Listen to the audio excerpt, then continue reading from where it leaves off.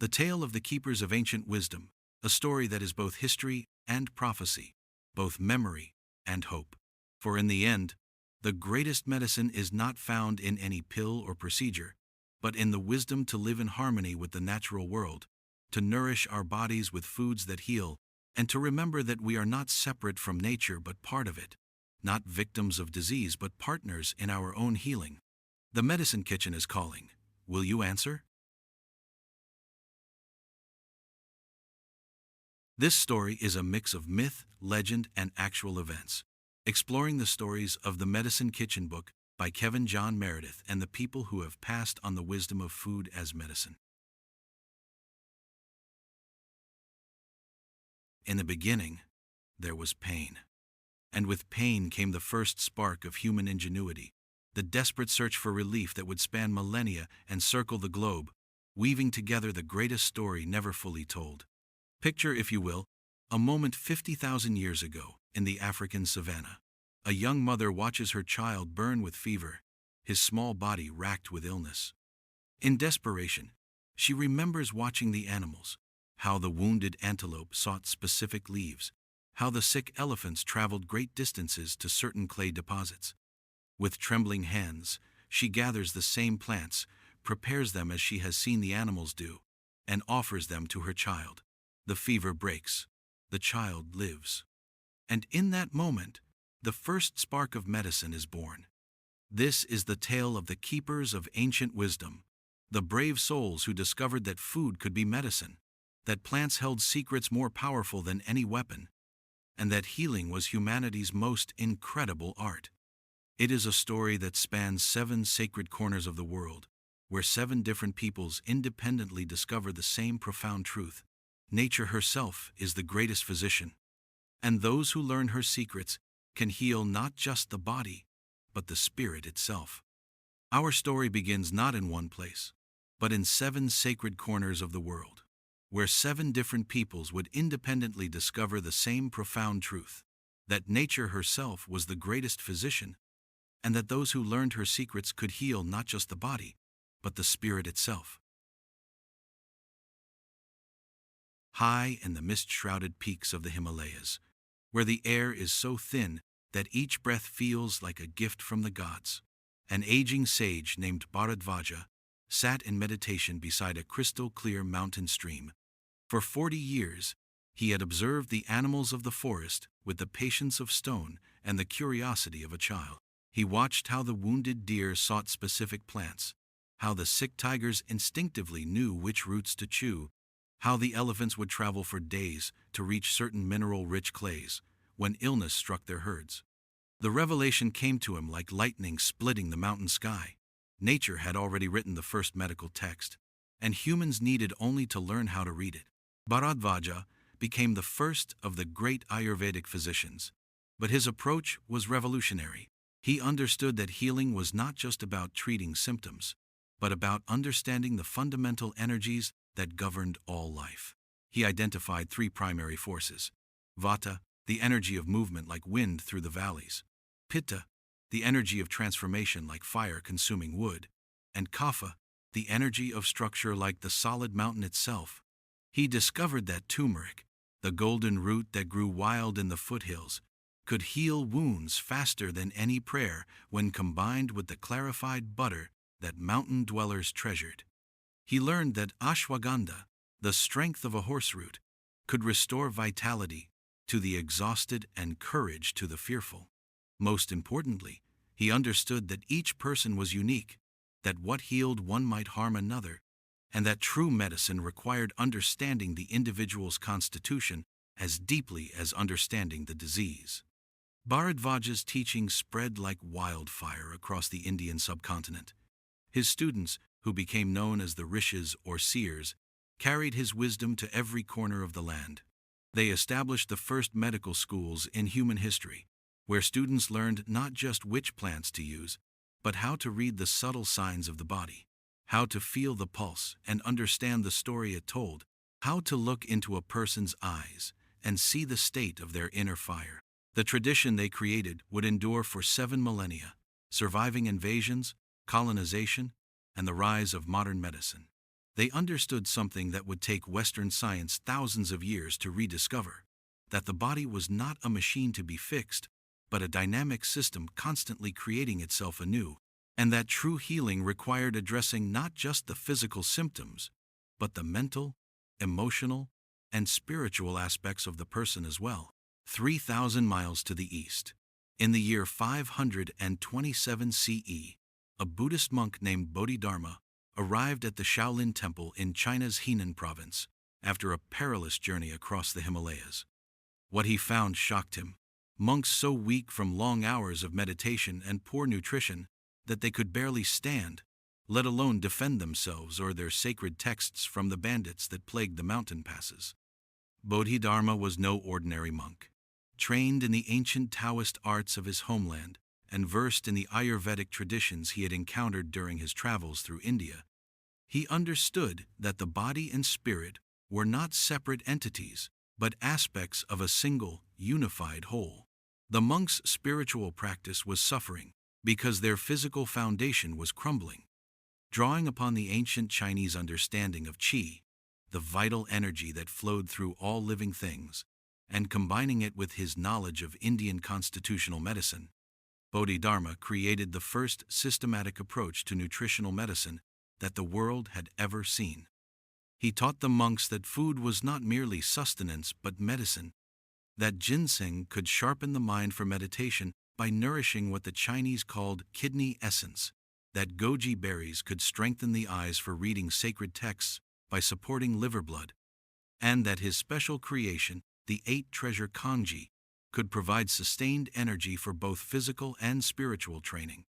The 8-treasure kanji became legendary throughout China, made from 8 categories of ingredients: glutinous rice for sustained energy, red beans for heart nourishment, black beans for kidney strength, lotus seeds for calming the spirit, jujube dates for blood building, peanuts for lung support, longan fruit for mental clarity, and rock sugar for harmonizing the formula. It provided complete nutrition while supporting every organ system in the body. But Bodhidharma's greatest innovation was his understanding that the kitchen was as sacred as the meditation hall. He established the tradition of the temple cook as a position of highest honor, equal to that of the head monk. These culinary masters became living libraries, each one memorizing hundreds of herbal formulas and food combinations, understanding not just what to prepare, but when to prepare it, how to modify recipes for different constitutions, and how to use food to support different aspects of spiritual practice. Under Bodhidharma's guidance, the Shaolin monks became legendary, not just for their martial arts, but for their extraordinary health and longevity. Visitors to the temple marveled at monks in their 80s and 90s, who moved with the grace of dancers and the strength of tigers. The secret, they learned, was not in any single practice, but in the integration of movement, meditation, and medicine through food. The Shaolin tradition spread throughout China and beyond, influencing the development of traditional Chinese medicine and establishing principles that would later be validated by modern nutritional science. The importance of whole foods over processed ones, the value of seasonal eating, the power of food combinations to enhance absorption and effectiveness, and the understanding that true health required harmony between body, mind, and spirit. Across the vast Pacific, in the windswept plains of North America around 1200 CE, a Lakota medicine woman named Winona received a vision during a 4-day fast on a sacred butte overlooking the endless grasslands. In her vision, the Great Spirit showed her a great wheel of medicine, a sacred circle that represented the interconnection of all life and the balance that must be maintained for health and harmony. The vision revealed that every plant, every root, every berry had been placed on earth for a purpose: to heal the people when they lived in harmony with nature. But more than that, it showed her that healing was not just about treating individual illness, but about maintaining the health of the entire community, the entire ecosystem, the entire web of relationships that connected all living things.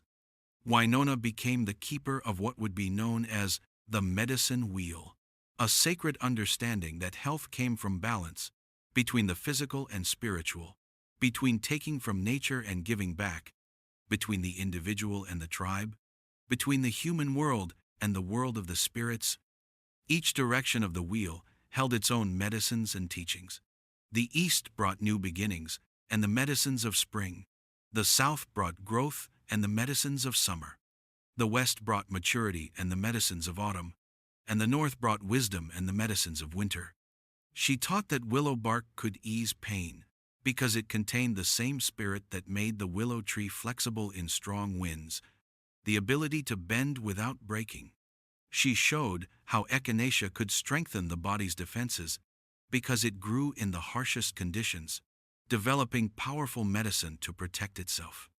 She explained that sage could purify both body and spirit because it grew in sacred places and carried the prayers of the people to the spirit world. But Winona's greatest teaching was about the interconnectedness of all healing.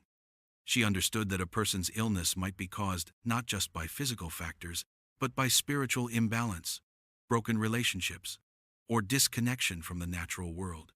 Healing, therefore, required not just the right medicine, but the right ceremony, the right community support, and the right relationship with the land.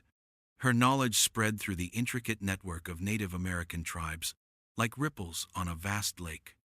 Each tribe added their own discoveries to the growing tapestry of plant medicine. The Cherokee contributed their knowledge of golden seal and bloodroot. The Ojibwe shared their understanding of wild rice and maple syrup as complete foods, and the Hopi taught about corn, beans, and squash as the three sisters that provided complete nutrition when grown and eaten together. The shamans and medicine people became the guardians of this wisdom, passing it down through sacred ceremonies and oral traditions that would survive even the darkest chapters of their people's history. They understood something that modern medicine would take centuries to rediscover: that healing was not just about fixing what was broken, but about maintaining the delicate balance that allowed life to flourish. In the misty mountains of Guatemala, around 900 CE, a Mayan priest-physician named Itzamna made a discovery that would revolutionize healing in the Americas. While studying the movements of the stars and their influence on human health from atop the Great Pyramid of Tikal, he realized that cacao, the sacred food of the gods, contained compounds that could heal both body and mind in ways that seemed to mirror the cosmic forces themselves. Itzamna was no ordinary healer. Trained in the sophisticated Mayan understanding of mathematics, astronomy, and agriculture, he approached medicine with a precision that would not be matched in Europe for another 1,000 years. He understood that the human body was a microcosm of the universe, subject to the same forces and cycles that governed the movement of planets and the changing of seasons. His greatest breakthrough came when he realized that different plants contained different healing essences, what we now call phytochemicals, and that these essences could be combined in specific ratios to create medicines more powerful than any single plant alone. He developed the first systematic understanding of what modern science calls synergy, the principle that the whole could be greater than the sum of its parts. Cacao became the centerpiece of his healing system. He discovered that when prepared properly and consumed in sacred ceremony, cacao could open the heart, sharpen the mind, and connect the individual to the cosmic forces that governed health and disease. He created elaborate rituals around the consumption of medicinal foods, understanding that healing required not just the right medicine, but the right mindset, the right community, and the right spiritual preparation. The Mayan healers, under Itzamna's guidance, became master botanists, cultivating vast gardens of medicinal plants in the rainforest clearings around their cities. They developed sophisticated methods of preparation that maximized the therapeutic potential of their medicines: fermentation to enhance bioavailability, combination formulas to create synergistic effects, and precise timing of administration to align with cosmic cycles. Their knowledge was recorded in intricate codices, beautiful books that combined art, astronomy, and medicine into a unified understanding of health. These texts described not just which plants to use for which conditions, but when to harvest them, according to lunar cycles, how to prepare them with specific rituals and techniques, and how to administer them in alignment with the patient's birth chart and current planetary influences. The Mayan understanding of nutrition was equally sophisticated. They recognized that chia seeds provided complete protein and essential fatty acids, that amaranth was a perfect food for warriors and laborers, and that the combination of corn, beans, and squash created a nutritionally complete diet that could sustain entire civilizations. Their greatest contribution was their understanding of the relationship between consciousness and healing. They recognized that the healer's state of mind was as important as the medicine itself, that the patient's beliefs and expectations could influence the outcome of treatment, and that true healing required addressing not just the physical symptoms, but the spiritual and emotional causes of disease. In the heart of Africa, along the Great Bend of the Niger River around 800 CE, a healer named Aminata made a discovery that would sustain entire communities through drought, disease, and the countless challenges of life in one of the world's most demanding environments. She was the first to systematically study the baobab tree, the tree of life, and understand that it held secrets that could help the human body adapt to stress and maintain balance in the face of adversity. Aminata was born into the Mandinka people during a time of great change. The trans-Saharan trade routes were bringing new ideas and new challenges to her homeland, and traditional ways of life were being tested by contact with distant cultures. As a young woman, she had witnessed terrible droughts that killed the weak and left even the strong struggling to survive. But she noticed that those who knew how to use the gifts of the baobab tree, its vitamin C-rich fruit, its mineral-dense leaves, its protein-rich seeds, not only survived, but thrived. Her breakthrough came when she realized that certain plants, like the baobab, seemed to help the body adapt to whatever challenges it faced. These plants, which we now call adaptogens, didn't just treat specific symptoms. They helped the entire system become more resilient, more balanced, more capable of maintaining health in the face of stress. Aminata's knowledge spread along the great trade routes of Africa, like seeds on the wind. Merchants and travelers who had experienced her healing carried stories of her wisdom to distant lands. She taught that health was not just the absence of disease, but the presence of vitality. That true medicine should make people stronger, not just treat their symptoms. The African traditional healers who followed in Aminata's footsteps developed a profound understanding of the connection between community health and individual healing. They recognized that isolation and social discord were themselves forms of illness that required treatment through ceremony, storytelling, and communal healing practices. They understood that the healer was not separate from the community but part of it, that healing was not something done to a patient but something done with them, involving their family, their ancestors, and their entire social network. This holistic approach to healing would influence medical traditions throughout Africa and through the diaspora, would contribute to healing practices in the Caribbean, South America, and North America. The African healers also developed sophisticated techniques for working with plant spirits, the consciousness that they believed resided in all living things. They understood that effective healing required not just knowledge of which plants to use, but the ability to communicate with the plants themselves, to ask for their help, and to use them with respect and gratitude. In the fjords of Norway, around 1000 CE, a Viking healer named Einar Thorsson made a discovery that would change the course of Northern European medicine and enable his people to survive and thrive in one of the world's most challenging environments. While treating warriors returning from long sea voyages, he noticed that those who had consumed fermented fish and pickled vegetables remained healthy, while others fell ill with what we now know as scurvy and other nutritional deficiencies. Einar was no ordinary Viking. While his kinsmen were known for their prowess in battle and their skill at sea, Einar was fascinated by the mysteries of healing.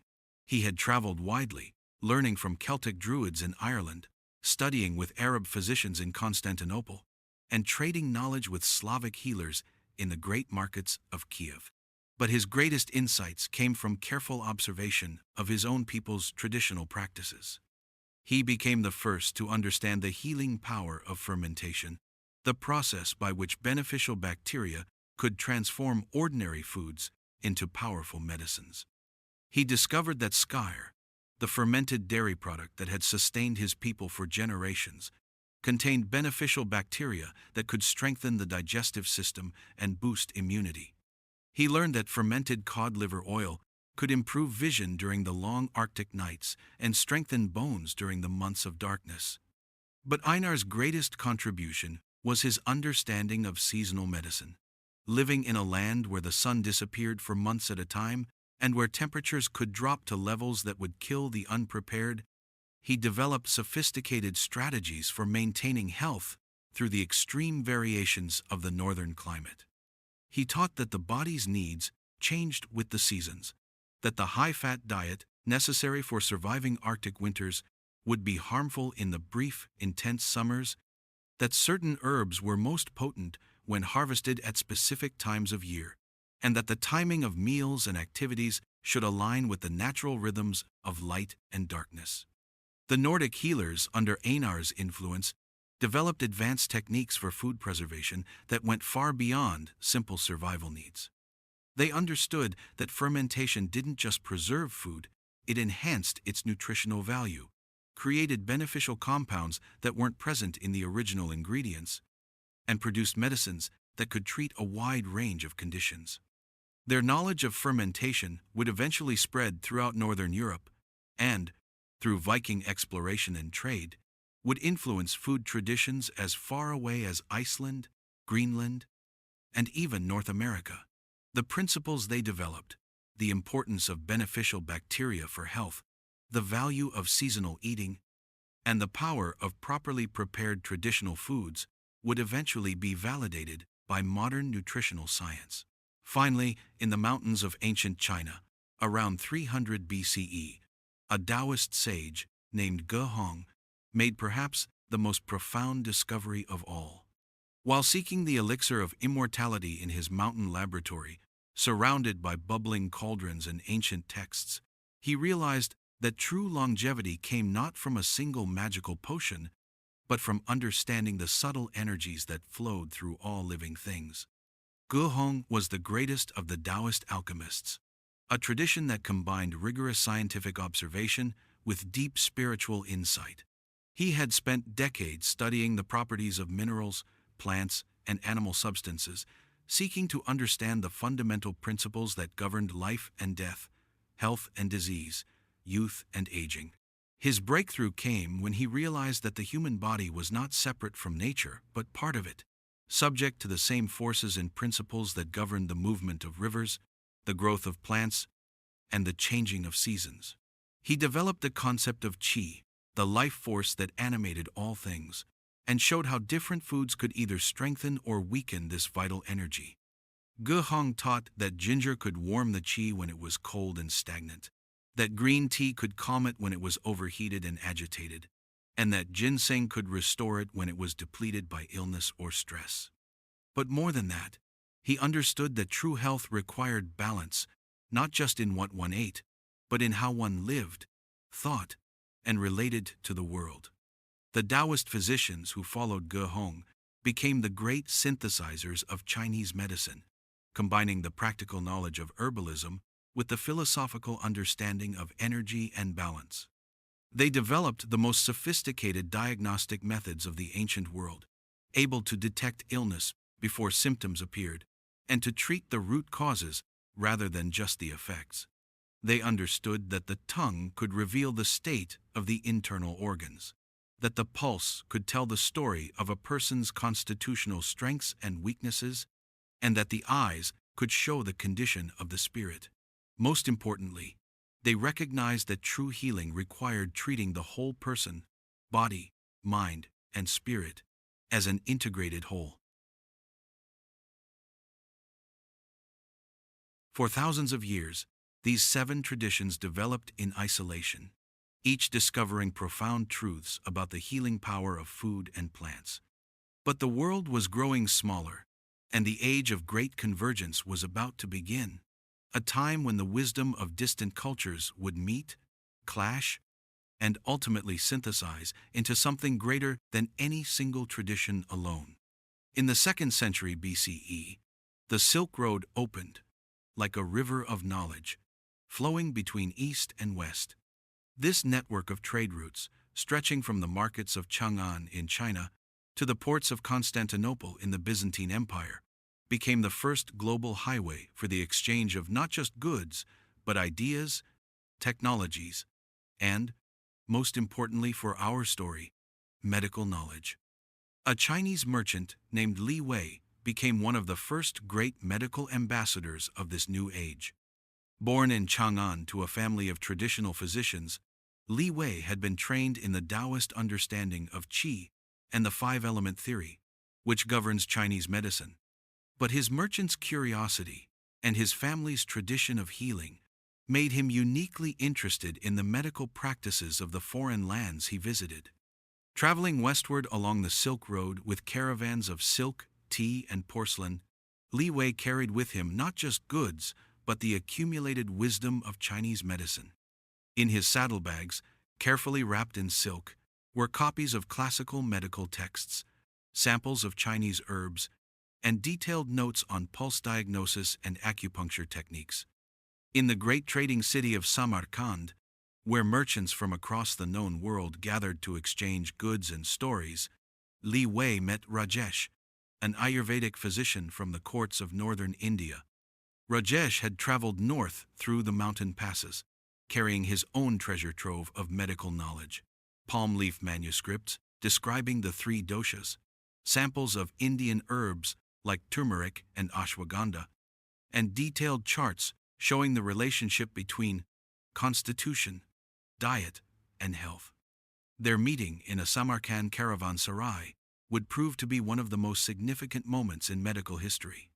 For the first time, practitioners from 2 of the world's most advanced medical systems came together to compare their knowledge and understanding. Li Wei learned that the Indian concept of doshas, vata wind, pitta fire, and kapha earth, water, corresponded remarkably to the Chinese understanding of qi and its various manifestations. The Ayurvedic emphasis on constitutional types aligned with the Chinese recognition that different individuals required distinct treatments. The Indian practice of pulse diagnosis revealed subtleties that enhanced Li Wei's own training in reading the pulse.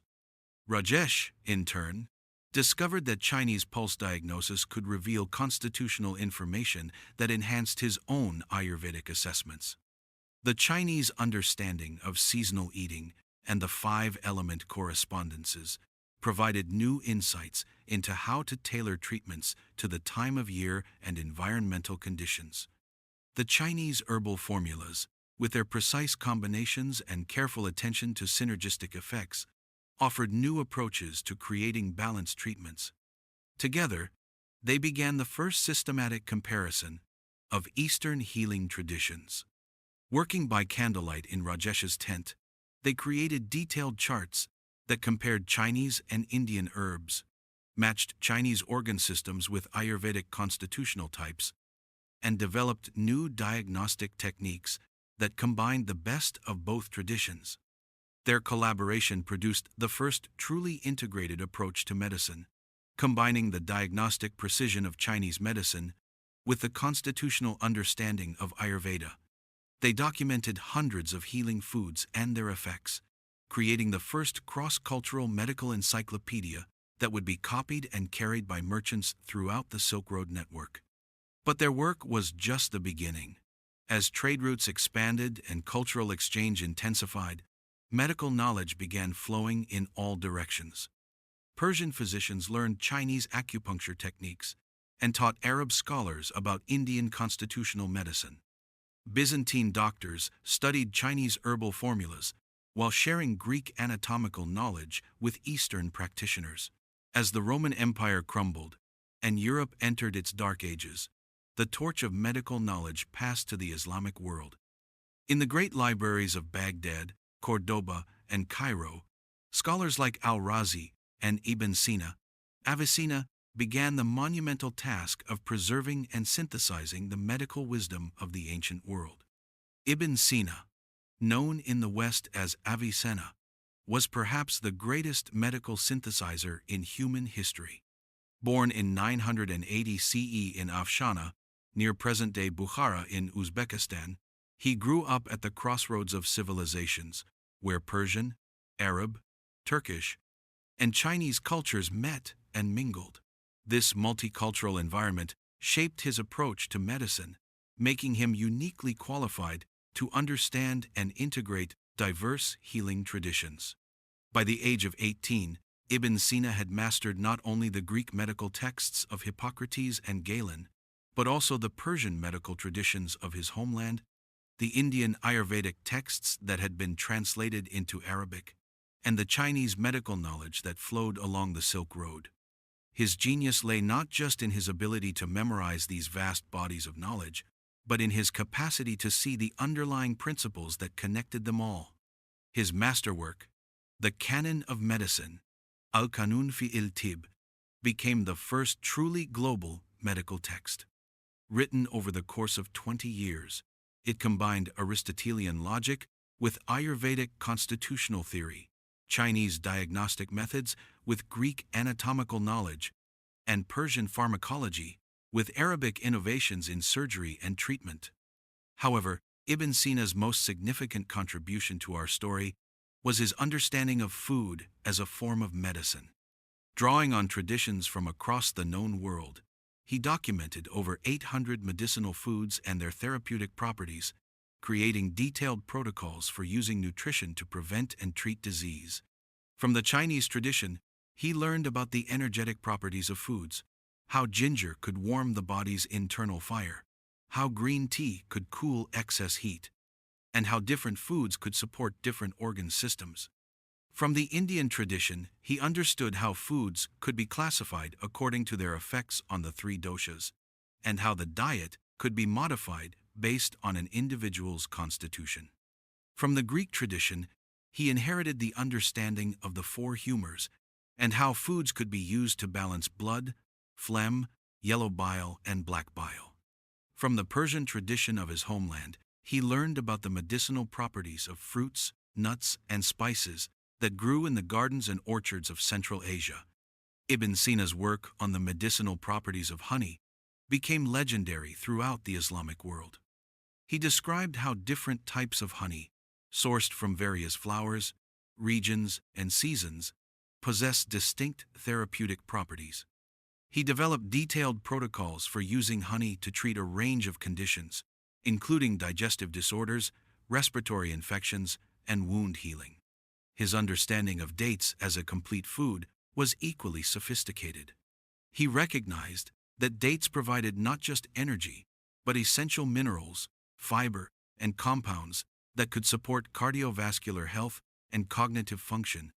He developed specific recommendations for the number of dates to eat, when to eat them, and how to combine them with other foods for maximum therapeutic benefit. But Ibn Sina's most important contribution was his integration of nutrition with other healing modalities. He understood that food was just one aspect of a comprehensive approach to health, which also included exercise, sleep, emotional balance, and spiritual practice.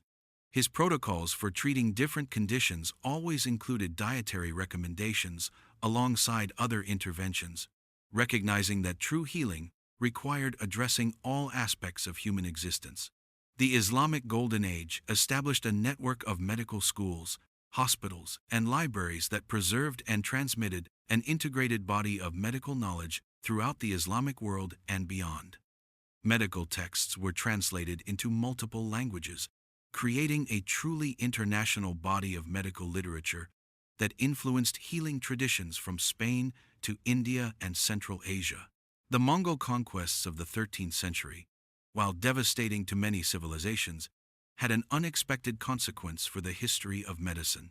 They created the largest continuous land empire in history, facilitating unprecedented exchange of knowledge and culture across the Eurasian continent. Genghis Khan's personal physician, a Nestorian Christian named Yelu Chutse, became one of history's great medical diplomats. Born into a noble Khitan family that had served the Jin dynasty, Yelu Chutse was educated in both Chinese classical learning and Christian theology. When the Mongols conquered his homeland, his linguistic skills and medical knowledge made him invaluable to the great Khan. As the Mongol armies swept across Asia and into Europe, Yelu Chutse collected medical knowledge from every conquered territory.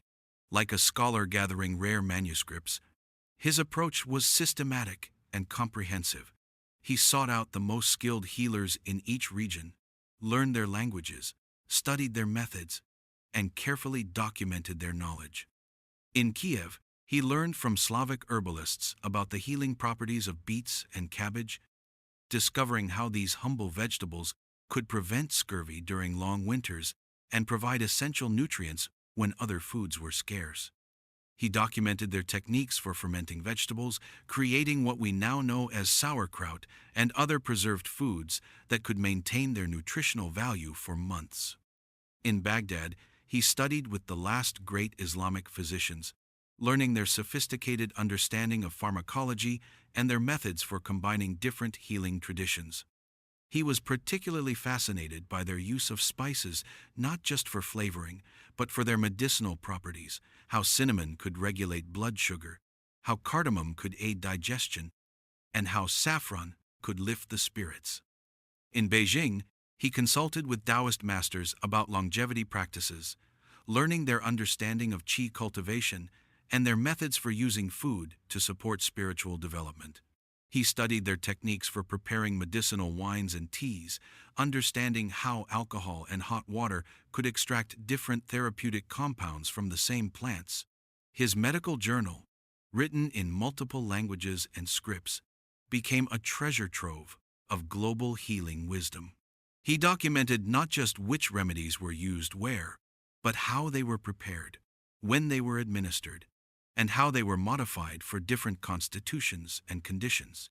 But Yelu Chutse's most significant contribution was his recognition that different medical traditions often describe the same phenomena using different languages and concepts. He began creating the first systematic comparisons between medical systems, showing how Chinese qi corresponded to Indian prana, how Ayurvedic doshas related to the Greek humors, and how Islamic temperaments matched Chinese constitutional types. The Mongols, despite their reputation as destroyers, became inadvertent preservers of medical knowledge. Their policy of religious and cultural tolerance meant that traditional healers were often protected and their knowledge preserved. The Pax Mongolica created safe passage for ideas as well as goods, allowing medical knowledge to flow freely across the known world. Mongol rulers established hospitals and medical schools in their major cities, often staffed by physicians from different traditions working together.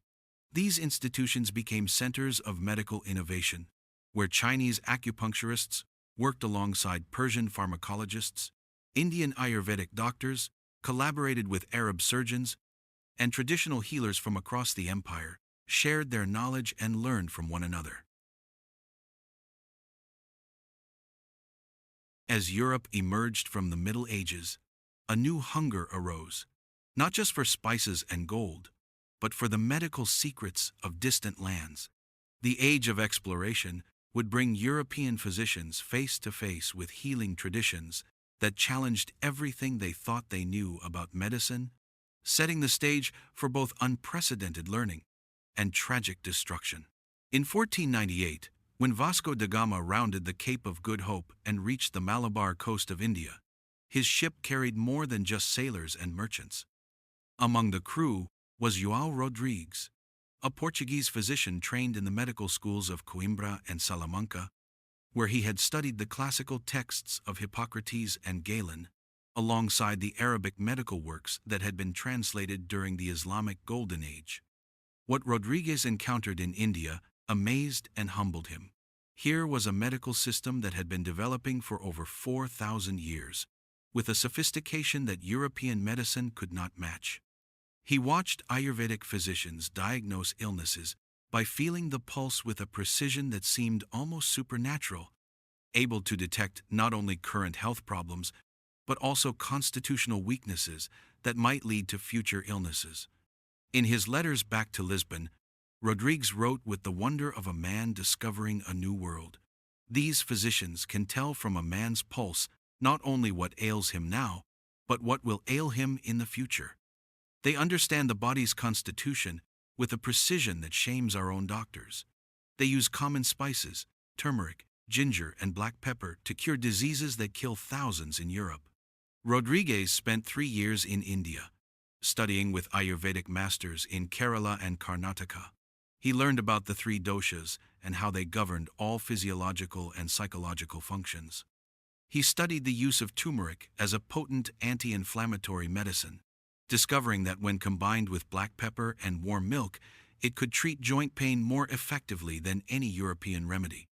He was particularly fascinated by the Ayurvedic understanding of digestion, which is referred to as Agni, or digestive fire.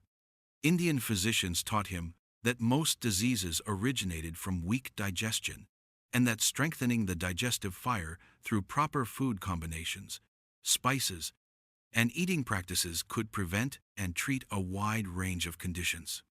But what impressed Rodrigues most was the Ayurvedic approach to individualized medicine.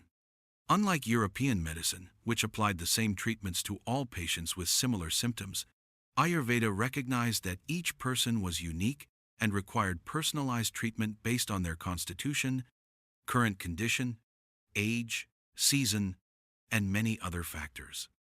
When Rodrigues returned to Portugal in 1501, he brought with him not just samples of Indian spices and herbs, but detailed notes on Ayurvedic diagnostic methods and treatment protocols.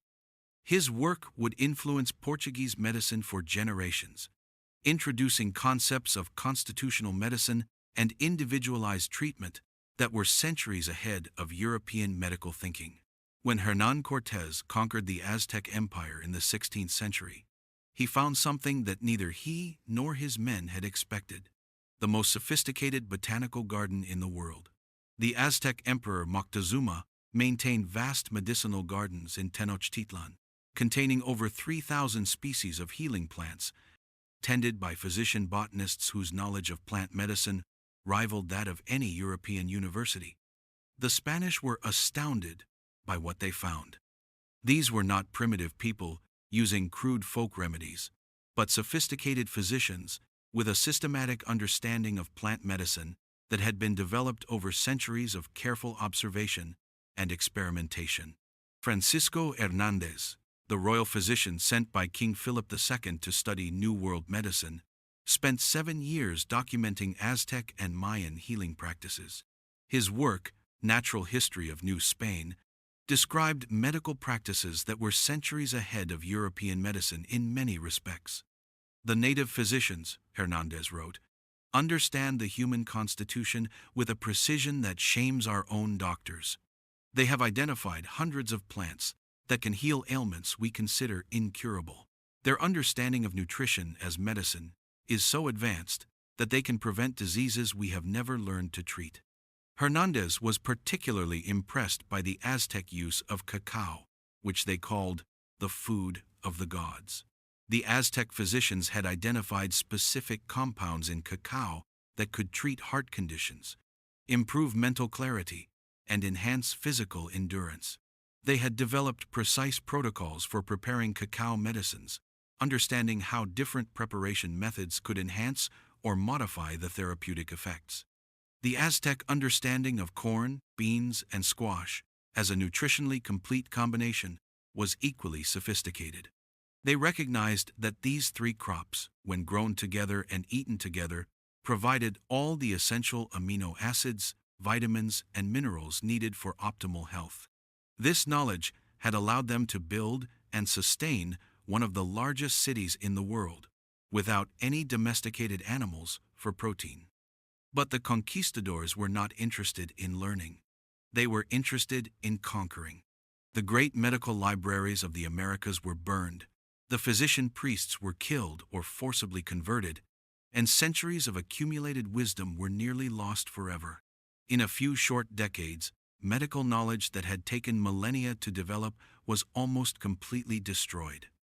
The tragedy was not just the loss of specific remedies, but the destruction of entire ways of thinking about health and healing. The Native American understanding of the interconnection between human health and environmental health, their recognition of the spiritual dimensions of healing, and their sophisticated understanding of nutrition and plant medicine, all of this was dismissed as primitive superstition by European colonizers who could not recognize the value of what they were destroying. Ironically, it was the Catholic missions that became the unexpected preservers of indigenous medical knowledge. Jesuit priests, trained in both theology and natural philosophy, were often the only Europeans with the education and curiosity necessary to recognize the value of native healing practices. Father José de Acosta, working in Peru in the 1570s, became one of the first Europeans to seriously study indigenous medicine.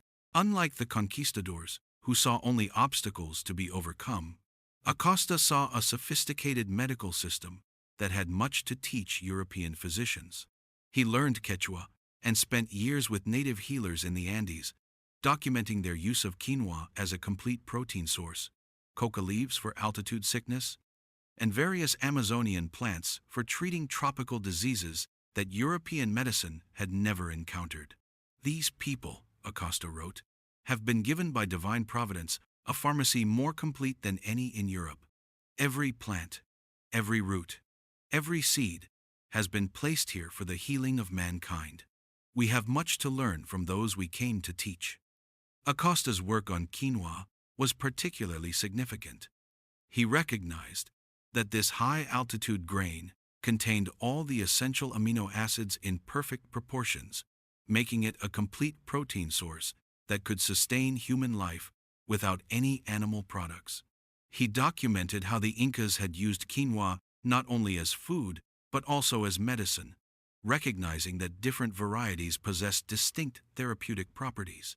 The Jesuits established the first cross-cultural medical schools in the Americas, where European physicians learned alongside indigenous healers.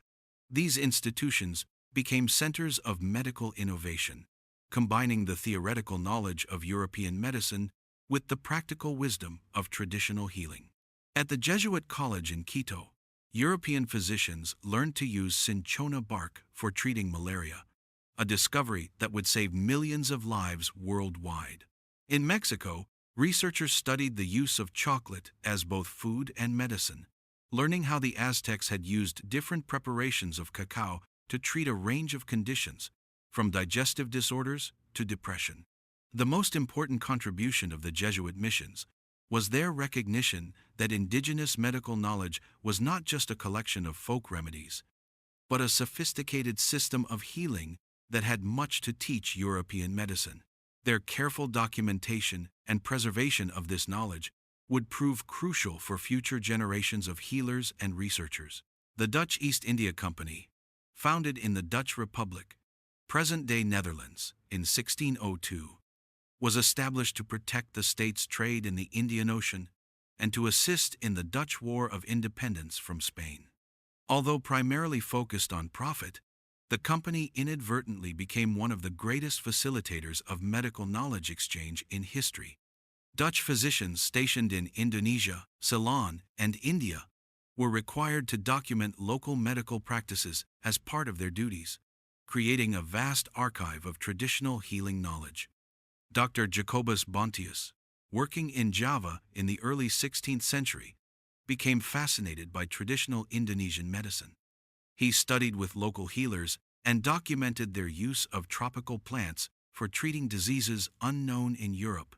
His work on the medicinal properties of nutmeg, cloves, and other spices revolutionized European understanding of these valuable commodities. The natives of these islands, Bontius wrote, possess medical knowledge that surpasses our own in many respects. They understand the healing properties of plants with a precision that can only come from centuries of careful observation. Their methods of preparation and combination reveal a sophistication that challenges our assumptions about primitive medicine. Bontius was particularly impressed by the Indonesian understanding of spice medicine. He learned that nutmeg was not just a flavoring agent, but a powerful medicine for digestive disorders and nervous system problems. He documented how cloves could be used as a natural anesthetic and antiseptic, and how cinnamon could regulate blood sugar and improve circulation. The Dutch physicians created the first systematic studies of tropical medicine, documenting how traditional healers used local plants to treat malaria, dysentery, and other diseases that decimated European colonists. This knowledge would later prove crucial in establishing European colonies in tropical regions. Dr. Georg Eberhard Rumphius, known as the Pliny of the Indies, spent over 50 years in the Dutch East Indies, documenting the medicinal plants of the region. His 6-volume work, The Ambonese Herbal, became one of the most comprehensive studies of tropical plant medicine ever compiled. Rumphius documented over 1,000 species of medicinal plants, describing not just their botanical characteristics, but their traditional uses, methods of preparation, and therapeutic effects. His work showed that traditional Indonesian healers had identified effective treatments for diseases that European medicine could not cure. But the Dutch physicians did more than just document traditional knowledge. They began to integrate it with European medical understanding. They conducted the first systematic studies, comparing traditional remedies with European treatments, often finding that the traditional approaches were more effective and had fewer side effects. The Industrial Revolution of the 18th and 19th centuries brought unprecedented prosperity to Europe and North America. Still, it also began what historians of medicine now call the Great Forgetting, the systematic abandonment of traditional healing wisdom in favor of mechanistic approaches to medicine that would dominate Western healthcare for the next 2 centuries.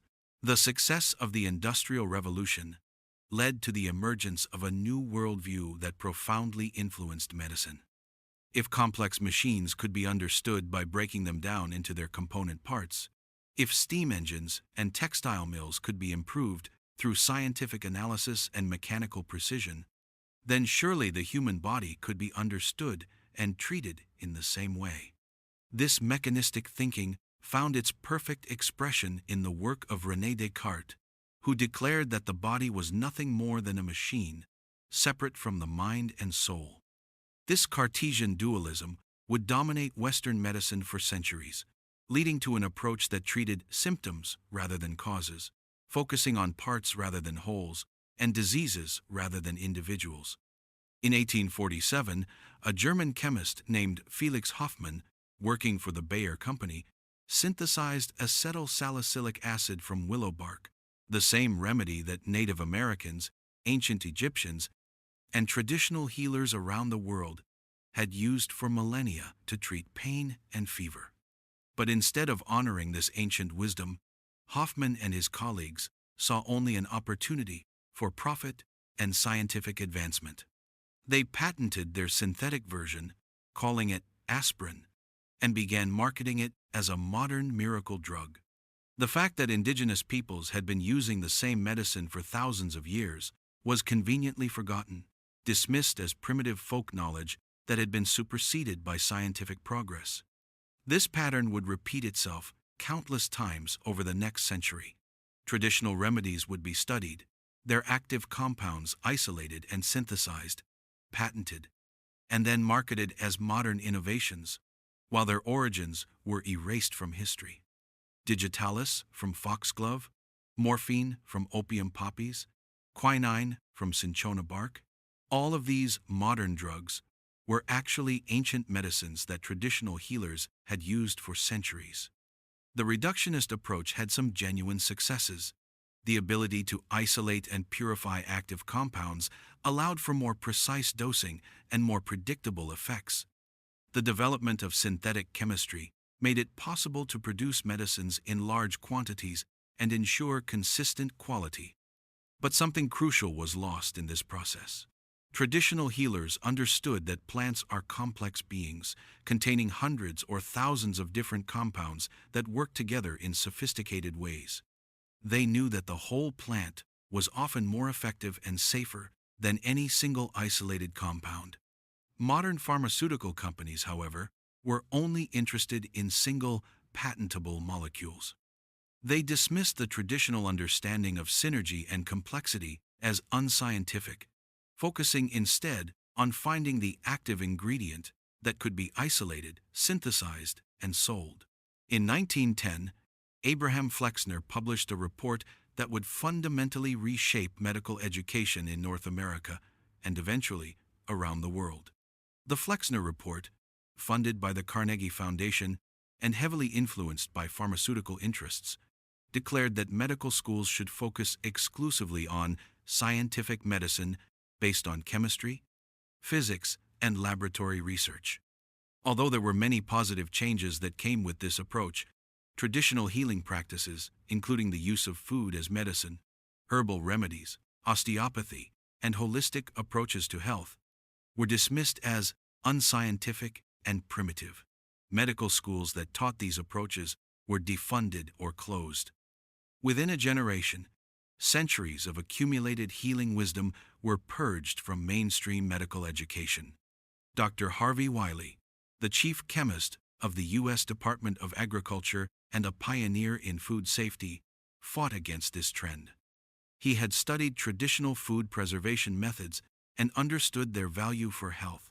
He recognized that many traditional practices had scientific validity even if the mechanisms weren't yet understood. Wiley warned they were throwing away thousands of years of human experience in favor of laboratory chemicals whose long-term effects they did not understand, that it was not progress, but folly. That they were abandoning wisdom that had kept humanity healthy for millennia in favor of interventions that may cause more harm than good. But Wiley's warnings were ignored. The pharmaceutical industry, seeing enormous profit potential in synthetic drugs, funded research that focused exclusively on isolated compounds rather than whole foods or traditional preparations. Medical schools that had once taught nutrition, herbalism, and holistic healing were transformed into training centers for pharmaceutical medicine. The consequences of this transformation were profound. Doctors who had once understood the healing power of food and the importance of lifestyle factors in health were now trained to see the body as a machine that could be fixed with drugs and surgery. The science of disease treatment replaced the art of healing. Traditional healers, who had once been respected members of their communities, were marginalized and often criminalized.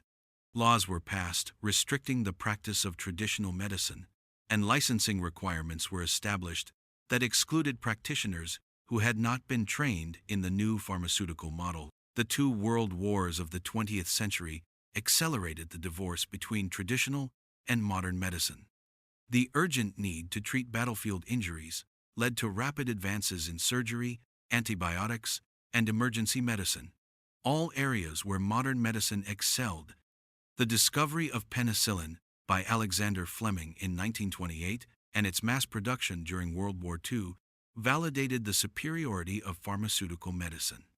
Here was a synthetic drug that could cure infections that had killed millions throughout history.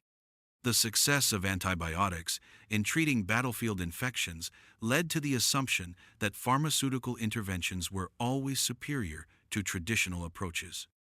This discovery undoubtedly played a crucial positive role in healthcare, but today it has been reported as being overprescribed or even misdiagnosed, and due to its overuse, it is negatively impacting our health. The overuse of antibiotics in recent years means they're becoming less effective and has led to the emergence of superbugs. These are strains of bacteria that have developed resistance to many different types of antibiotics. The bacteria that cause multi-drug-resistant tuberculosis. These types of infections can be serious and challenging to treat, and are becoming an increasing cause of disability and death across the world. The biggest worry is that new strains of bacteria may emerge that cannot be treated by any existing antibiotics. The success of modern medicine in treating acute conditions led to a dangerous assumption that it was superior in all areas of health. The subtle art of preventing disease through nutrition, the complex understanding of constitutional medicine, and the holistic approach to healing were all abandoned in favor of the dramatic interventions that saved lives on the battlefield. Dr. Albert Schweitzer, the Nobel Prize-winning physician who worked in Africa, witnessed this transformation firsthand. He saw how the introduction of Western medicine, while beneficial in many ways, was displacing traditional healing knowledge that had sustained African communities for millennia. Schweitzer realized that in our rush to embrace the new, we have forgotten the wisdom of the old. The African healers he worked with understood aspects of health and disease that we have lost in our modern medical schools. He understood that we have become very good at treating symptoms with dramatic interventions, but we have forgotten how to create and maintain health. Schweitzer recognized that traditional African medicine had a sophisticated understanding of the relationship between individual health and community well-being, between human health and environmental health, between physical symptoms and spiritual causes. This holistic understanding was being lost as Western medicine focused increasingly on isolated symptoms and pharmaceutical interventions. The post-war economic boom created the perfect conditions for the rise of the modern pharmaceutical industry. Big pharma companies, which had grown wealthy producing medicines for the war effort, now turned their attention to the civilian market with unprecedented resources and ambition. These companies had learned a crucial lesson during the war. There was considerable money to be made in treating chronic diseases, which meant less effort was made to prevent them. Additionally, for some less moral-minded business leaders, a patient who was told to manage a condition rather than prevent it was a customer for life. This realization would shape the direction of medical research and practice for decades to come. Some of the larger companies in the pharmaceutical industry began a systematic campaign to discredit traditional medicine and promote the idea that health could only be achieved through pharmaceutical intervention. They funded medical schools, sponsored research, and lobbied governments to restrict access to traditional remedies.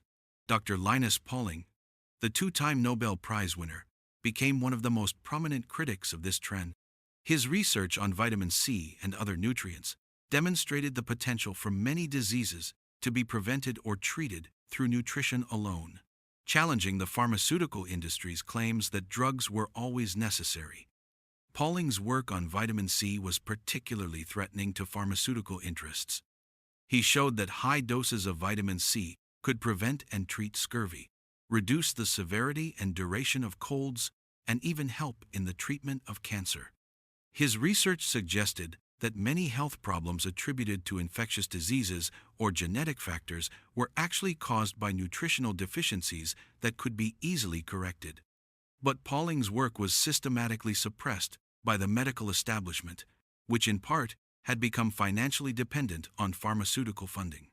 His research was dismissed as unscientific by some, and his methods were criticized, with his reputation also being attacked by medical journals that received significant funding from drug companies. Linus Pauling often warned that modern medicine was too focused on treating disease rather than preventing it. He argued that many chronic illnesses could be avoided through proper nutrition and lifestyle, yet the medical system continued to rely on expensive drugs that sometimes caused more harm than good. Pauling believed that we had lost sight of a fundamental truth, that food is, and always has been, our first and most potent form of medicine. The suppression of Pauling's work was part of a broader pattern of suppression. Much of the research that gained exposure and suggested that natural approaches could be as practical as pharmaceutical interventions was marginalized, underfunded, or actively suppressed. Medical journals, dependent on pharmaceutical advertising revenue, were reluctant to publish studies that challenged the drug-centered model of healthcare. Despite the dominance of pharmaceutical medicine, the wisdom of traditional healing never completely disappeared. Throughout the 20th century, an underground resistance movement kept alive the knowledge that food could be medicine, that the body had an innate capacity for healing, and that proper health required more than just the absence of disease. The 1960s counterculture movement, while often dismissed as mere rebellion, actually represented a profound rediscovery of traditional healing wisdom. Young Americans, disillusioned with the materialism and mechanistic thinking of their parents' generation, began seeking alternatives to conventional medicine that honored the whole person rather than just treating symptoms. Dr. Andrew Weil became one of the leaders of this movement. A Harvard-trained physician who had become disillusioned with the limitations of conventional medicine during his medical training, Weil embarked on a journey around the world to study traditional healing systems. He spent time with Native American shamans in the Southwest, learning about the use of medicinal plants and the importance of ceremony in healing. He studied with Ayurvedic physicians in India, discovering a medical system that had been treating the whole person for over 4,000 years. He worked with traditional Chinese medicine practitioners, learning about qi, acupuncture, and the use of food as medicine. Weil wrote, "The body has innate healing abilities. Healing comes from inside, not outside. It is simply the body's natural attempt to restore equilibrium when equilibrium is lost. Healing cannot be prevented from occurring, though it can be obstructed in its expression, nor can it be obtained from anyone or anything external.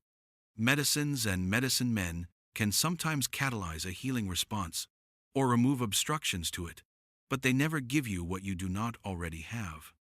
Weil's books, particularly Health and Healing and Spontaneous Healing, introduced millions of Americans to the concepts of integrative medicine and the healing power of food. He became a bridge between ancient wisdom and modern science, showing how traditional practices could be validated and integrated with contemporary medical knowledge. But Weil was not alone. A whole generation of physicians, researchers, and healers began rediscovering traditional wisdom and finding ways to integrate it with modern understanding. They formed the foundation of what would later become the integrative medicine movement.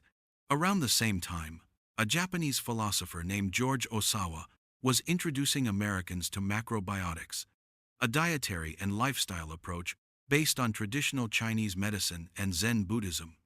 Osawa taught that health was a matter of balance, and that food was the primary tool for achieving and maintaining that balance. Osawa's approach was based on the ancient Chinese understanding of yin and yang, complementary opposites that needed to be balanced for optimal health. He taught that different foods had different energetic properties, and that health could be maintained by choosing foods that balanced one's current condition and constitution. Michio Kushi, Osawa's student, established the Kushi Institute in Massachusetts, which became a center for the study of food as medicine. Kushi taught that different foods had different energetic properties, some warming, some cooling, some building, some cleansing, and that health could be maintained by choosing foods appropriate to one's constitution and condition. The macrobiotic movement attracted thousands of followers, including many who felt they had been failed by conventional medicine. Cancer patients, in particular, reported that macrobiotic principles could help them regain their health when conventional treatments had failed. Yet his teachings also come with essential cautions.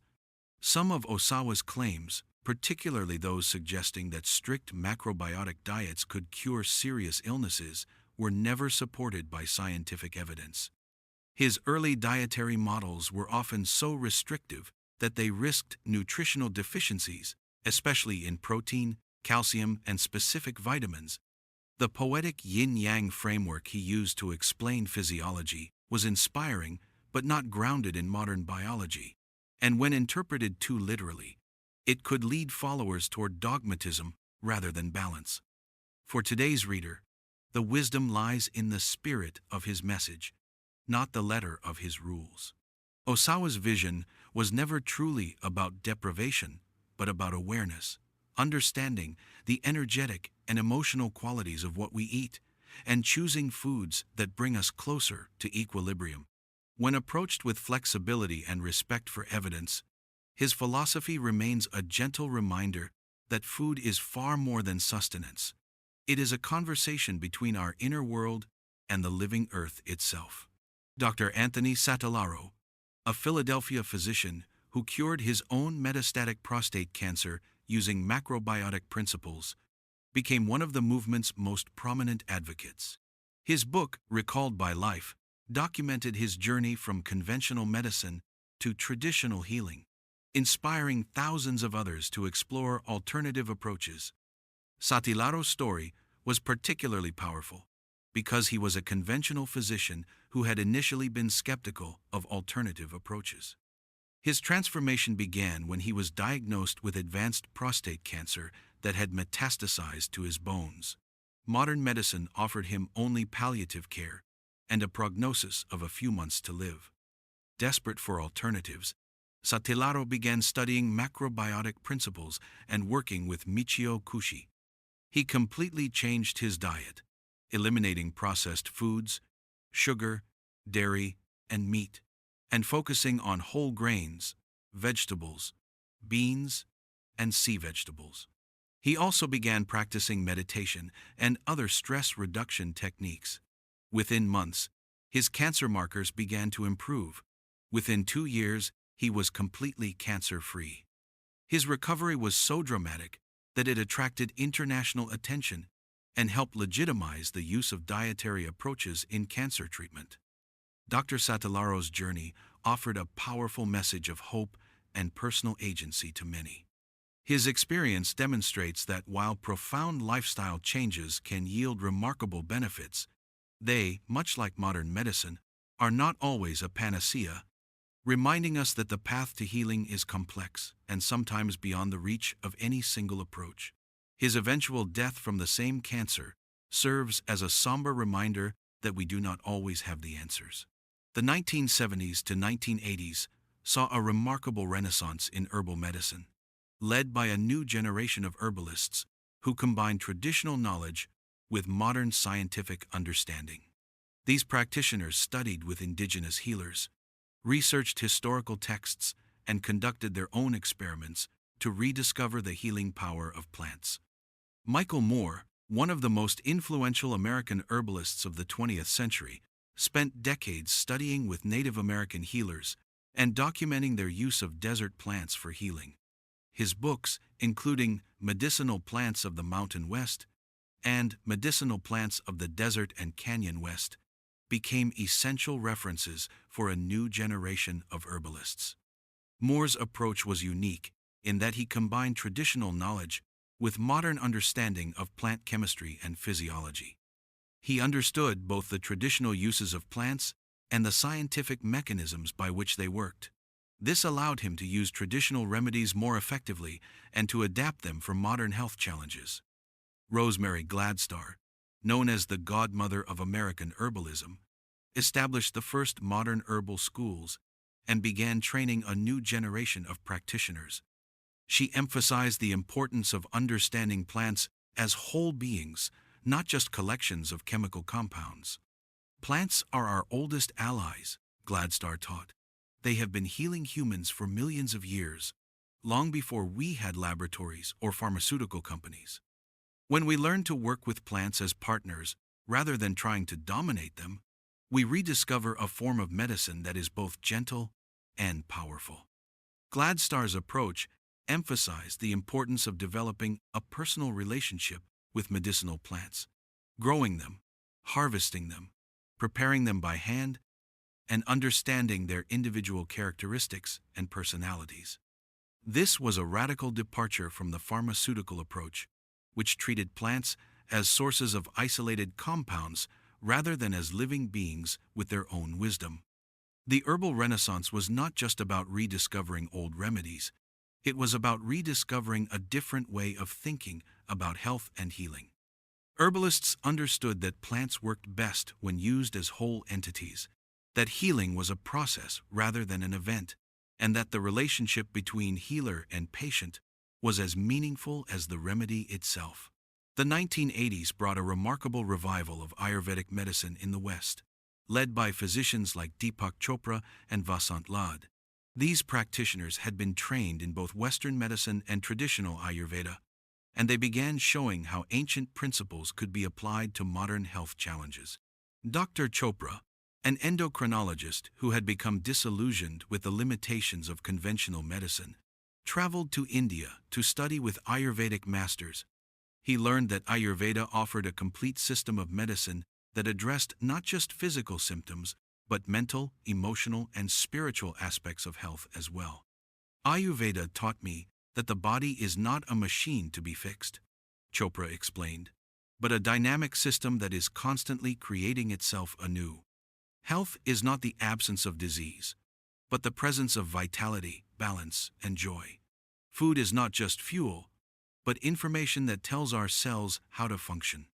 Chopra's books, particularly Perfect Health and Quantum Healing, introduced millions of Westerners to Ayurvedic concepts like constitutional types, doshas, the importance of digestion, agni, and the use of food as medicine. He established treatment centers where patients could experience authentic Ayurvedic therapies, including specialized diets, herbal treatments, and lifestyle practices. Dr. Vasant Lad, who had trained as an Ayurvedic physician in India before coming to the United States, established the Ayurvedic Institute in New Mexico. Lad's approach was more traditional and systematic than Chopra's, focusing on training practitioners in classical Ayurvedic diagnosis and treatment methods. Lad taught that Ayurveda was not just a medical system, but a complete science of life that included diet, lifestyle, spiritual practice, and environmental harmony. He showed how ancient Ayurvedic principles could be applied to modern health challenges, from stress-related disorders to chronic diseases that were unknown in ancient times. Through his tireless teaching, clinical practice, and extensive writings, Dr. Vasant Lad has single-handedly educated a generation of Westerners on the profound wisdom of Ayurveda. He is revered for his gentle demeanor, deep compassion, and ability to present ancient, complex knowledge in a practical and heart-centered manner. The Ayurvedic revival was significant because it introduced Western audiences to a complete alternative medical system that had been continuously practiced for over 4,000 years. Unlike other traditional healing approaches that had been fragmented or lost, Ayurveda had maintained its theoretical framework, diagnostic methods, and treatment protocols intact. As the 20th century progressed, a small but dedicated group of scientists began applying rigorous scientific methods to validate traditional healing practices. These pioneers faced enormous resistance from the medical establishment, but their persistence would eventually vindicate much of the ancient wisdom that had been dismissed as superstition. Dr. Linus Pauling, despite facing ridicule from his colleagues, continued his research on vitamin C and other nutrients throughout his career. His work showed that many diseases could be prevented or treated through nutritional intervention, validating the traditional understanding of food as medicine. Pauling's research on vitamin C was groundbreaking. He showed that this simple nutrient, found abundantly in fruits and vegetables, could prevent scurvy, reduce the severity and duration of colds, and even help in the treatment of cancer. His work suggested that nutritional deficiencies actually caused many health problems attributed to infectious diseases or genetic factors. But Pauling went beyond just studying individual nutrients. He began to understand that nutrients work together in complex ways, and that the traditional emphasis on whole foods, rather than isolated supplements, made scientific sense. He demonstrated that vitamin C was more effective when combined with other nutrients naturally found in fruits and vegetables, thereby validating the traditional understanding that whole foods are superior to isolated compounds. Dr. Kilmer McCulley, a pathologist at Harvard Medical School, discovered the role of homocysteine in heart disease and showed how B vitamins could prevent cardiovascular problems. His work validated traditional practices that emphasized the importance of whole foods and proper nutrition for heart health. The medical establishment initially rejected McCulley's research because it challenged the prevailing theory that cholesterol was the primary cause of heart disease. But his persistence eventually led to the recognition that homocysteine was an independent risk factor for cardiovascular disease, and that B vitamins found in whole foods could reduce this risk. Dr. Denham Harman, regarded as the father of the free radical theory of aging, developed this theory, showing how antioxidants in foods could slow the aging process and prevent disease. His research provided a scientific explanation for why traditional diets rich in colorful fruits and vegetables promoted longevity and health. Harman's work was revolutionary because it showed that aging was not just an inevitable process, but something that could be influenced by diet and lifestyle. He demonstrated that the antioxidants found in traditional foods could neutralize free radicals and prevent the cellular damage that led to aging and disease. Dr. Denham Harman's free radical theory is now a cornerstone of modern biogerontology, the study of the biology of aging. It provided the first plausible chemical explanation for the aging process and has guided decades of research into aging and age-related diseases. His work transformed aging from a biological mystery into a problem that could be scientifically investigated and potentially mitigated. In the 1980s, Dr. T. Colin Campbell of Cornell University began the most comprehensive study of nutrition and health ever conducted. The China study, as it became known, examined the dietary patterns and health outcomes of 6,500 people in 65 counties across China over a period of 20 years. What Campbell found in part validated thousands of years of traditional Chinese understanding about food and health. Populations that ate traditional plant-based diets had dramatically lower rates of heart disease, cancer, diabetes, and other chronic diseases compared to those eating Western diets. The study was particularly significant because it compared populations with similar genetics but different dietary patterns. This allowed Campbell to isolate the effects of diet from other factors and show that food choices had a direct impact on health outcomes. The Chinese data showed us that the traditional understanding of food as medicine was scientifically sound, Campbell explained. Populations that followed traditional dietary principles, emphasizing whole plant foods, minimal processing, and seasonal eating, had health outcomes that modern medicine could not match with all its drugs and procedures. The China study provided the first large-scale scientific validation of traditional dietary wisdom. Critics accused Dr. Campbell of selectively highlighting data that supported his pre-existing hypothesis that animal protein is harmful, while ignoring data from the studies that contradicted it. The most fundamental scientific criticism was that the China study was an observational study, meaning it was designed to observe patterns and generate hypotheses, not to prove cause and effect. Campbell's work validated the traditional understanding that diet was not just about individual nutrients, but about overall dietary patterns. He demonstrated that populations following traditional diets experienced better health outcomes, even when their intake of individual nutrients was lower than the Western recommendations. Around the same time, researchers in Europe were documenting the health benefits of traditional Mediterranean diets. And his wife, biochemist Margaret Keyes, lived for many years in southern Italy, where they observed and promoted the traditional Mediterranean way of eating. Their book, How to Eat Well and Stay Well, The Mediterranean Way, 1975, helped popularize this concept worldwide. They found that populations following traditional Mediterranean eating patterns had remarkably low rates of heart disease and other chronic conditions. The 7-country study, which followed populations in 7 different countries for decades, showed that the traditional Mediterranean diet, rich in olive oil, fish, vegetables, and whole grains, was one of the healthiest dietary patterns in the world. Critics argue that his diet heart hypothesis, the idea that saturated fat raises cholesterol and causes heart disease, oversimplified the issue and led to decades of low-fat dietary advice that sometimes backfired.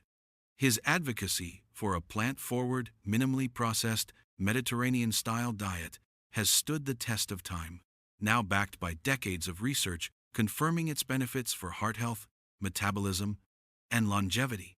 Critics argue that his diet-heart hypothesis, the idea that saturated fat raises cholesterol and causes heart disease, oversimplified the issue and led to decades of low-fat dietary advice that sometimes backfired. His advocacy for a plant-forward, minimally processed, Mediterranean-style diet has stood the test of time, now backed by decades of research confirming its benefits for heart health, metabolism, and longevity. Dr. Antonia Trichapoulou of the University of Athens is a Greek physician, nutrition scientist, and epidemiologist. She spent her career documenting the health benefits of traditional Greek foods. Her research showed that foods like olive oil, red wine, and wild greens contained compounds that could prevent cancer, heart disease, and cognitive decline. She developed the Mediterranean Diet Score, a scientific method for measuring adherence to the Mediterranean diet in population studies. Her research consistently shows that those who follow this diet experience lower risks of heart disease, cancer, and overall mortality.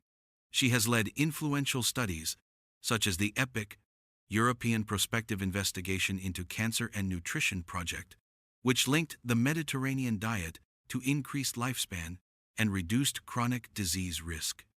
The Mediterranean diet studies were particularly important because they validated not just individual foods, but traditional food patterns and preparation methods. They showed that the traditional practice of using olive oil for cooking, eating fish regularly, consuming moderate amounts of red wine with meals, and emphasizing fresh vegetables and whole grains created synergistic health benefits. Perhaps the most compelling validation of traditional dietary wisdom came from studies of the Okinawan people of Japan. Okinawans had the longest life expectancy and the lowest rates of chronic disease among all populations in the world, and researchers wanted to understand why. Dr. Bradley Wilcox and his colleagues spent decades studying Okinawan centenarians and found that their extraordinary health was largely due to their traditional diet and lifestyle. The Okinawan diet was based on sweet potatoes, vegetables, tofu, and small amounts of fish, foods that had been eaten on the islands for centuries. The researchers found that Okinawans practiced hara-hachi-bu, eating until they were 80% full, and that they consumed foods rich in antioxidants, omega-3 fatty acids, and other protective compounds.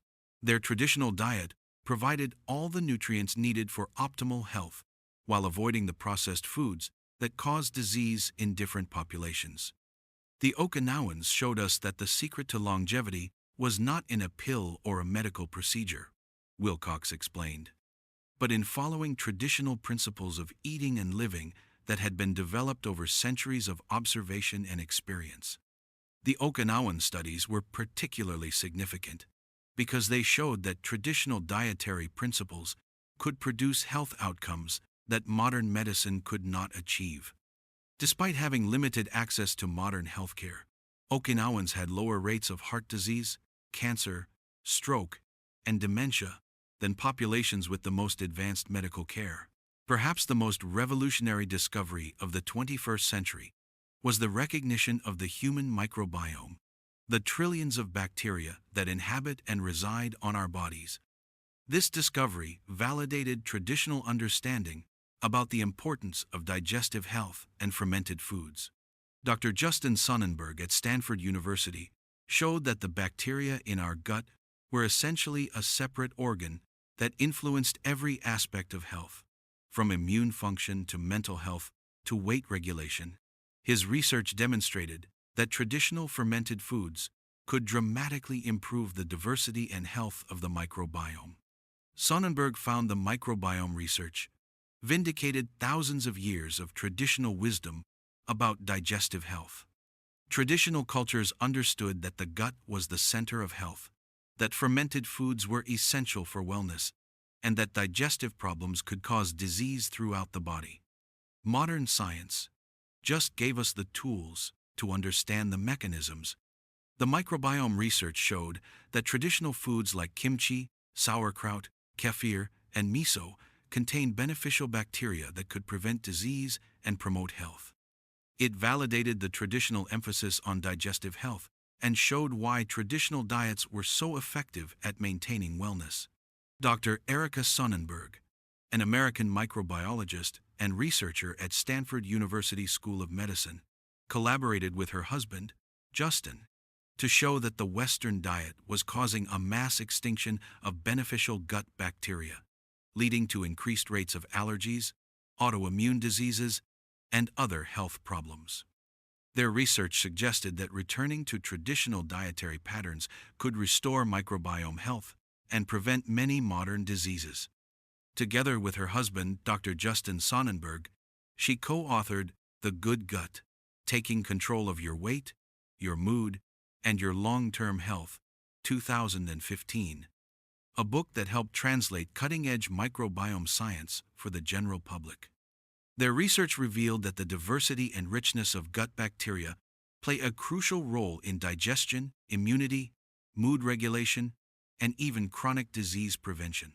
Dr. Sonnenberg's work emphasizes how modern Western diets, low in fiber and high in processed foods, have starved our gut microbes, leading to inflammation and weakened resilience. She advocates for a diet rich in plant fibers, fermented foods, and minimal antibiotics, echoing traditional dietary wisdom, but grounded in molecular science. In the early 21st century, a new generation of scientists emerged. These modern heroes of medicine became bridges between ancient wisdom and contemporary science, showing how traditional practices could be understood, validated, and optimized using modern tools. Dr. Rhonda Patrick, a biomedical scientist specializing in aging, cancer, and nutrition, has become one of the most influential voices in evidence-based health science. Her work bridges traditional wisdom and modern molecular biology, using advanced genetic and biochemical tools to reveal how foods, fasting, and environmental stressors like heat exposure influence health at the cellular level. Patrick's research on omega-3 fatty acids validated the traditional understanding about the importance of fish and marine foods for brain health.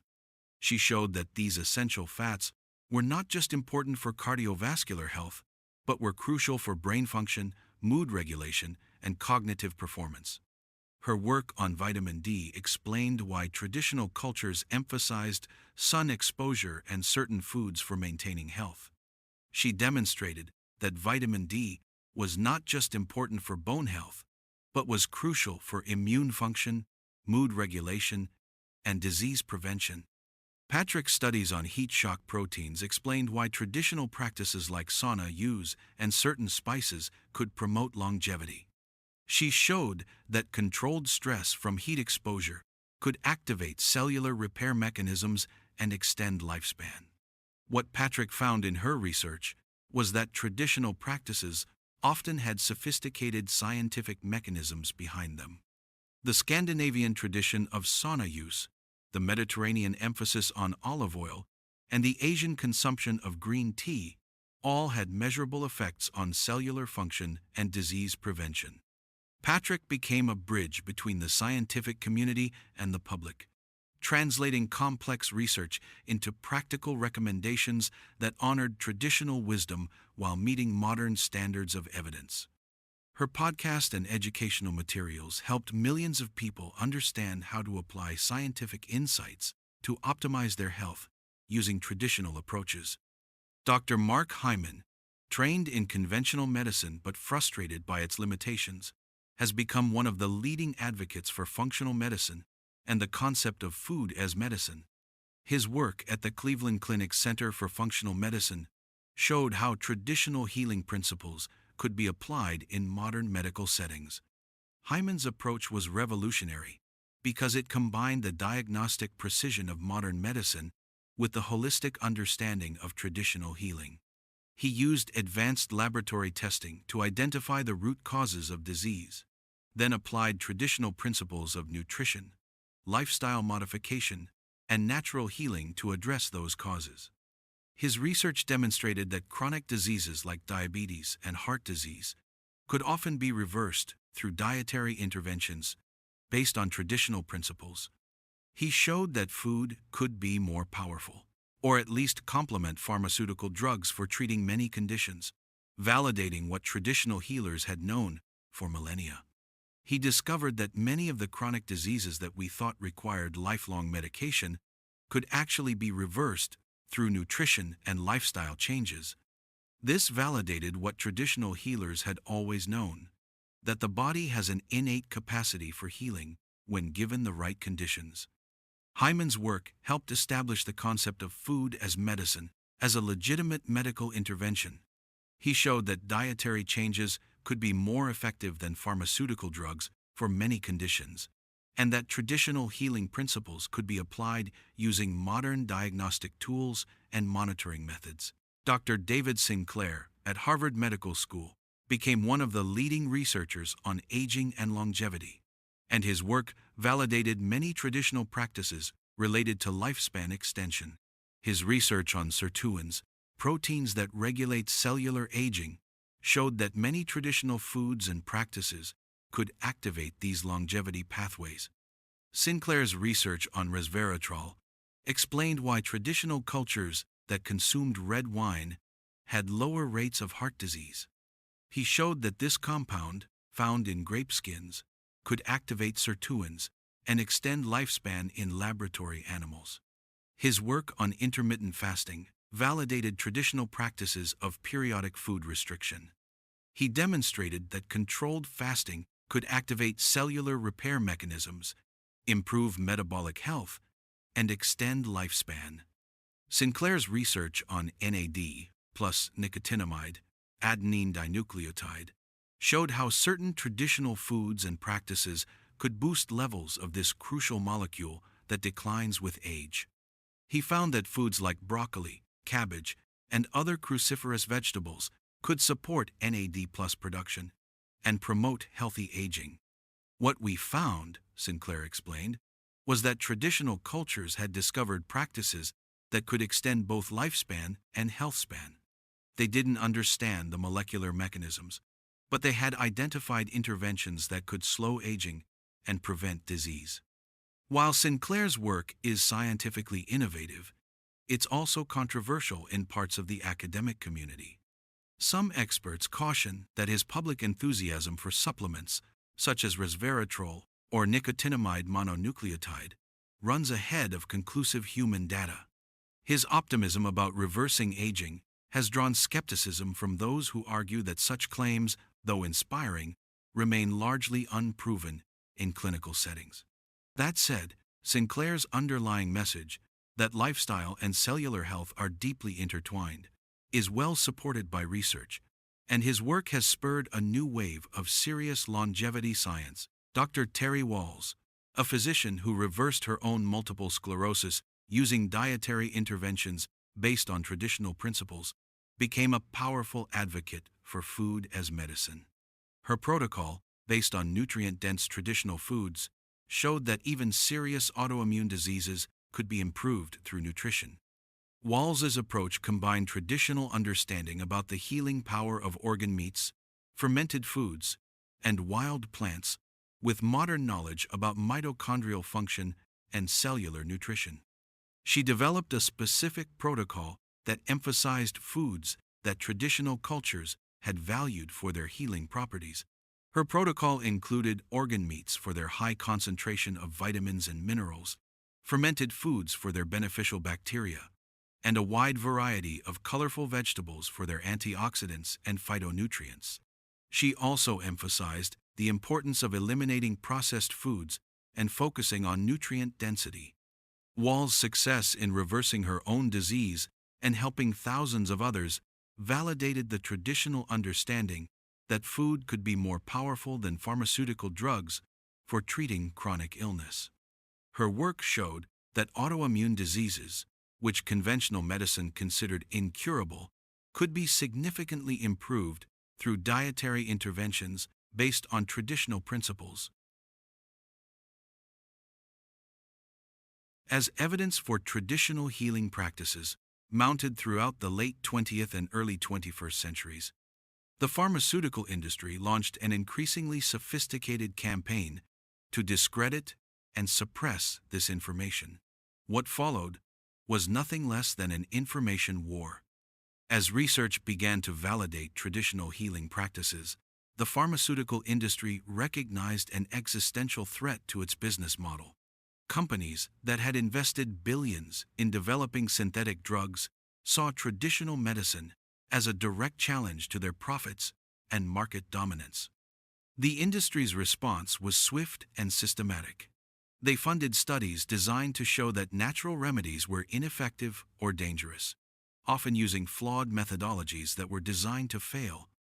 They lobbied governments to restrict access to traditional medicines and supplements, arguing that only pharmaceutical drugs were safe and effective. Dr. Marcia Angel, former editor of the New England Journal of Medicine, exposed many of these tactics in her groundbreaking book, The Truth About the Drug Companies. She showed how pharmaceutical companies manipulated research, suppressed negative studies, and promoted their products through deceptive marketing. The pharmaceutical industry has become more interested in profits than in health. Angel wrote, "They have systematically suppressed information about natural healing methods that could help people, while promoting expensive drugs that often cause more harm than good." The industry's tactics included funding front groups that appeared to be independent but actually promoted pharmaceutical interests. Pharmaceutical companies actually funded huge health organizations to attack natural health approaches and defend pharmaceutical interests. They also engaged in ghostwriting, where pharmaceutical companies would write scientific papers and then pay respected researchers to put their names on them. This created the appearance of independent research, while actually promoting pharmaceutical products. The pharmaceutical industry's influence extended deep into government regulatory agencies that were supposed to protect public health. The FDA, which was meant to be an independent watchdog, became increasingly influenced by the companies it was supposed to regulate. Dr. David Graham is an American physician and epidemiologist, best known for his work as a senior scientist at the U.S. Food and Drug Administration, FDA, where he became a prominent whistleblower, exposing major drug safety failures. Over his long career at the FDA, Dr. Graham led numerous studies on the safety of widely used pharmaceuticals. He gained national attention in 2004 when he testified before the U.S. Senate about the dangers of Vioxx, rofecoxib, a painkiller linked to tens of thousands of heart attacks and deaths before being withdrawn from the market. His courage in speaking out against powerful industry and institutional pressures made him a key figure in the movement for transparency and accountability in medicine. Dr. Graham has consistently argued that the FDA's drug approval and monitoring systems are too influenced by pharmaceutical companies, often prioritizing profit and speed over patient safety. Regulatory capture meant that traditional remedies were held to impossible standards, while pharmaceutical drugs were approved based on minimal evidence of safety and effectiveness. Natural substances that couldn't be patented were systematically excluded from the medical system, regardless of their safety or efficacy. The FDA's approach to regulating supplements was particularly revealing. While pharmaceutical drugs that killed thousands of people remained on the market, the FDA would ban natural supplements based on isolated reports of minor side effects. This double standard revealed the agency's bias in favor of pharmaceutical interests. The pharmaceutical industry also worked to control the narrative about health and medicine through sophisticated media manipulation. They funded medical journals, sponsored conferences, and paid for advertising that promoted pharmaceutical solutions while dismissing traditional approaches. Dr. Richard Smith, former editor-in-chief of the British medical journal, 2D, is one of the most respected and outspoken reformers in modern medicine. During his tenure from 1991 to 2004, he championed transparency, open access to research, and a shift from disease treatment toward genuine well-being. He showed how companies could suppress negative studies, promote positive ones, and create the appearance of scientific consensus even when the evidence was weak. He has been a fierce critic of pharmaceutical influence and the corruption of medical evidence, famously warning that the corruption of research by commercial interests is medicine's original sin. Though sometimes controversial for his blunt honesty, Smith's work has had a lasting impact on how medicine views ethics, bias, and the purpose of healthcare. His legacy is a call for integrity, compassion, and truth at the heart of medical practice. The media manipulation also extended to the popular press. Pharmaceutical companies funded articles and programs that promoted their products while attacking traditional medicine as unscientific or dangerous. They created a false dichotomy between evidence-based pharmaceutical medicine and unproven traditional approaches, ignoring the thousands of years of evidence supporting traditional practices. The industry also used fear tactics, highlighting rare cases of problems with natural remedies, while ignoring the much more common and serious problems with pharmaceutical drugs. They created the impression that natural approaches were dangerous, while pharmaceutical drugs were safe, despite evidence to the contrary. The rise of the internet fundamentally changed the landscape of health information, breaking the pharmaceutical industry's monopoly on medical knowledge. For the first time in history, people could access traditional healing knowledge directly, without having to go through the filter of the medical establishment. Websites, forums, and social media platforms allowed traditional healers to share their knowledge with global audiences. People could learn about Ayurveda from practitioners in India, study Chinese medicine with masters in Beijing, and discover Native American healing practices from indigenous teachers.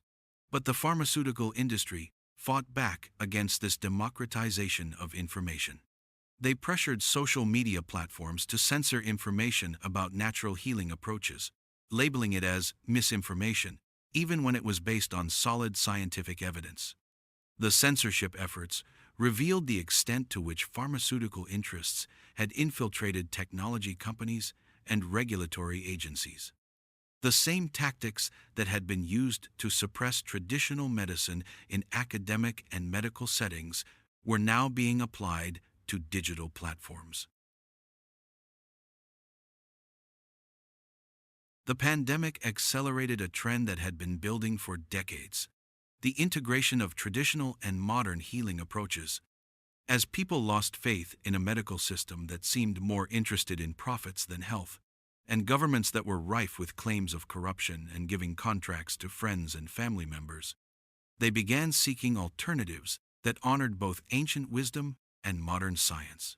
The pandemic accelerated the growth of integrative medicine, an approach that combined the best of traditional and modern healing. Medical schools began adding courses on nutrition, herbal medicine, and mind-body practices. Hospitals started offering integrative medicine services. Insurance companies began covering traditional healing modalities. The Cleveland Clinic's Center for Functional Medicine became a model for this integration, showing how traditional healing principles could be applied in modern medical settings. Patients received comprehensive assessments that included nutritional analysis, stress evaluation, and lifestyle counseling alongside conventional medical care. Dr. Mark Hyman, who led the Cleveland Clinic program, showed that this integrative approach could achieve better outcomes at lower costs than conventional medicine alone. Patients with chronic diseases, like diabetes and heart disease, often experienced dramatic improvements when traditional healing principles were applied. The integrative medicine movement represented a return to the original vision of medicine as a healing art that addressed the whole person rather than just treating symptoms. It honored both the precision of modern science and the wisdom of traditional healing. Advances in genetic testing, microbiome analysis, and other diagnostic technologies made it possible to apply traditional constitutional medicine with unprecedented precision. Companies began offering genetic tests that could identify individual variations in nutrient metabolism, drug response, and disease susceptibility. This personalized approach validated traditional understanding about constitutional differences while providing scientific tools for assessment. People could learn whether they had genetic variations that affected their ability to process specific nutrients, their response to different foods, or their susceptibility to specific diseases. Dr. Jeffrey Bland, the founder of functional medicine, showed how genetic testing could be combined with traditional constitutional assessment to create truly personalized healing protocols. This approach honored individual differences while providing scientific validation for traditional practices. Personalized medicine gave us the tools to apply traditional constitutional medicine with modern precision, Bland explained. We could identify genetic variations that corresponded to traditional constitutional types and create individualized protocols that addressed each person's unique needs. The personalized medicine revolution represented the fulfillment of traditional medicine's promise of individualized treatment, now supported by modern scientific tools and understanding. The concept of food as medicine, which had been central to traditional healing systems for millennia, finally gained mainstream acceptance. Medical schools began teaching nutrition, hospitals started offering culinary medicine programs, and physicians began prescribing specific foods for treating disease. Dr. Dariush Mozaffarian at Tufts University became one of the leading advocates for food as medicine, showing how dietary interventions could be more effective than pharmaceutical drugs for many conditions. His research validated traditional understanding about the healing power of specific foods and food combinations. Food as medicine research showed us that traditional healers were right about the therapeutic power of nutrition, Mozaffarian explained. We could measure how specific foods affected inflammation, blood sugar, cardiovascular function, and other health markers.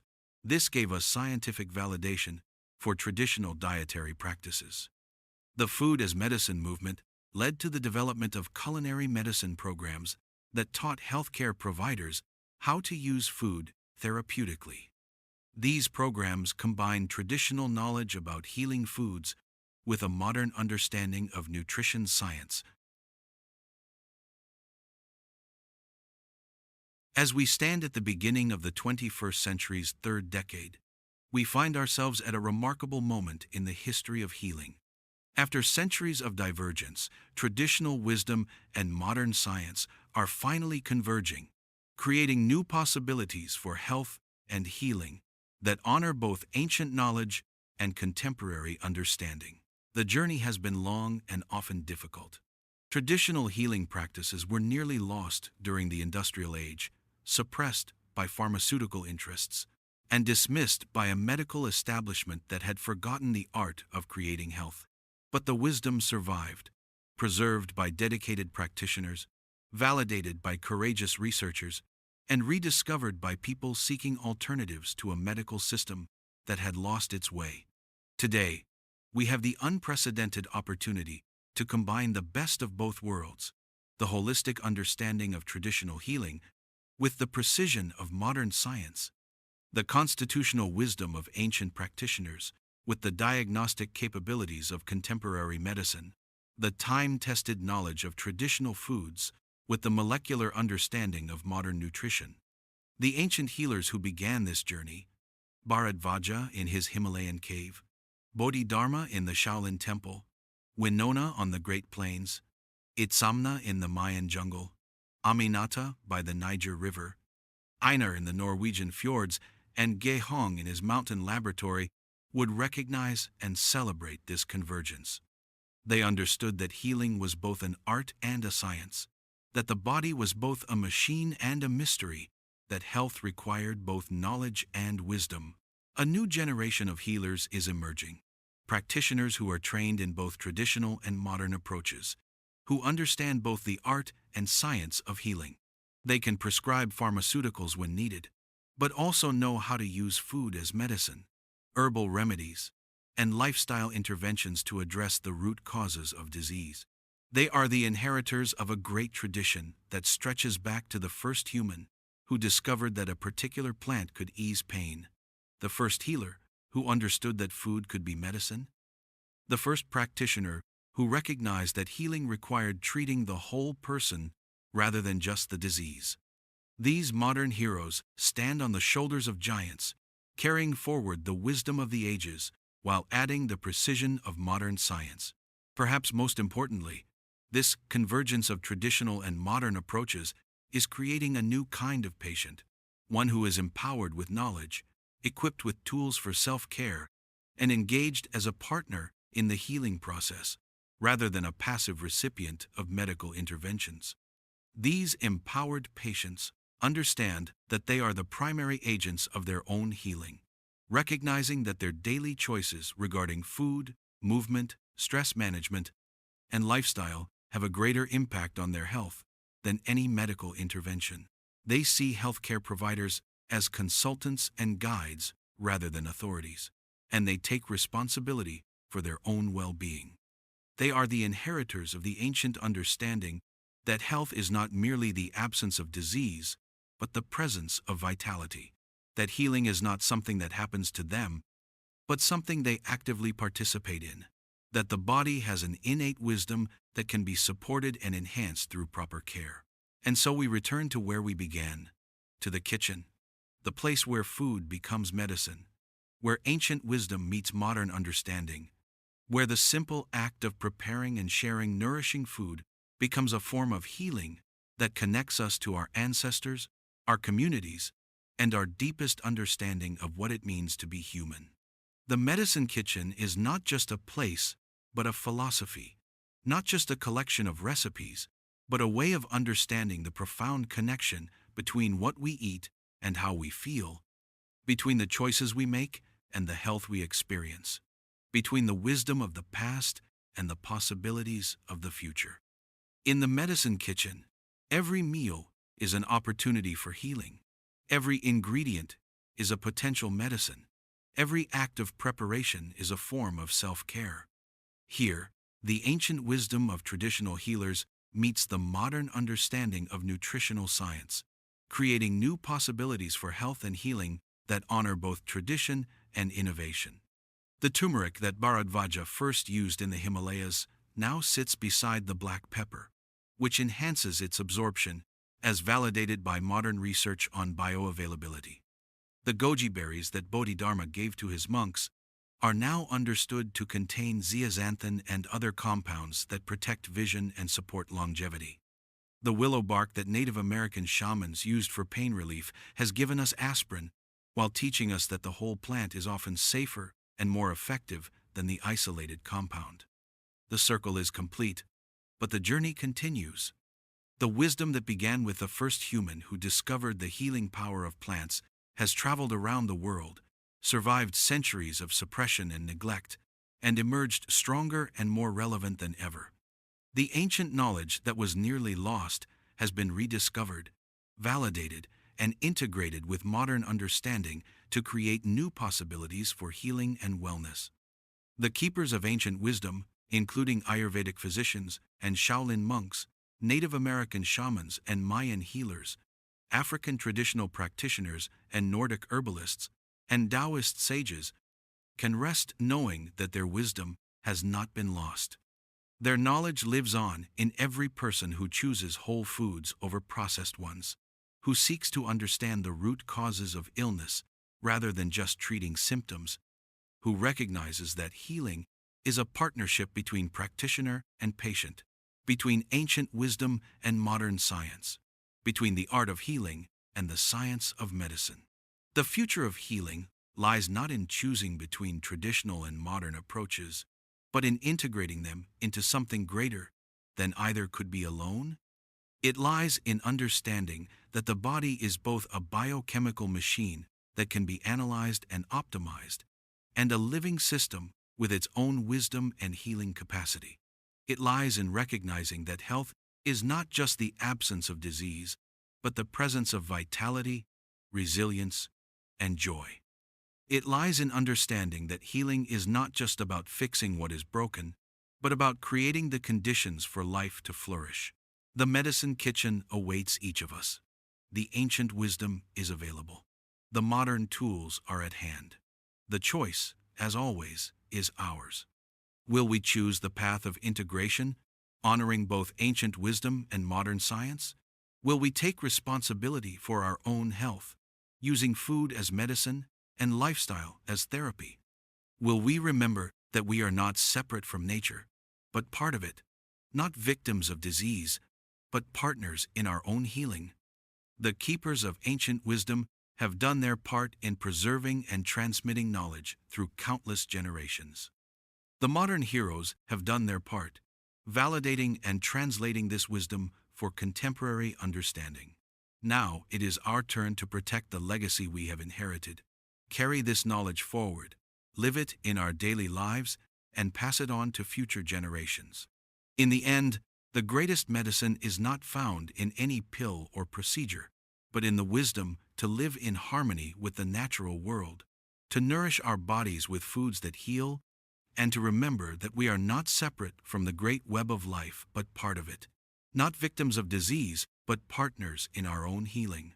The medicine kitchen is calling. The ancient wisdom is waiting. The future of healing is in our hands. Will you answer the call?